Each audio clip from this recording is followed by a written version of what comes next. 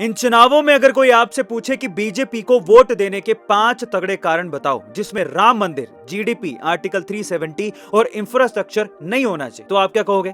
मैं आपको बताता हूं। पहला, साल 1995 में आया मुस्लिम वक्फ बोर्ड एक्ट। अगर वक्फ बोर्ड को लगता है कि देश की कोई भी जमीन उसकी है तो कानूनी तौर पर वो जमीन वक्फ बोर्ड की ही हो जाती है, और अगर आपको ये जमीन वापस लेनी है तो आपको हाई कोर्ट या सुप्रीम कोर्ट नहीं बल्कि वक्फ बोर्ड के कोर्ट में जाना पड़ता है। दूसरा, पीसीटीवी बिल जो 2013 में आने वाला था, इसके तहत अगर देश में कहीं पर भी कोई दंगा हुआ तो आरोपी हमेशा मेजोरिटी यानी कि हिंदू ही होगा। तीसरी वजह, भारतीयों की विदेशों में बढ़ती साख, जिससे हम भारतीयों का नाम अमेरिका और रूस जैसे देशों में इज्जत से लिया जाने लगा है। चौथा, मैं भारत में रहता हूं और भारत में रह के ही सनातन धर्म का अपमान मैं नहीं देख सकता। पांचवा, पाकिस्तान नहीं चाहता कि बीजेपी चुनाव जीते, और जो मेरा दुश्मन देश चाहता है वो तो मुझे हरगिज नहीं करना, क्योंकि इससे हमारे देश का ही नुकसान होगा।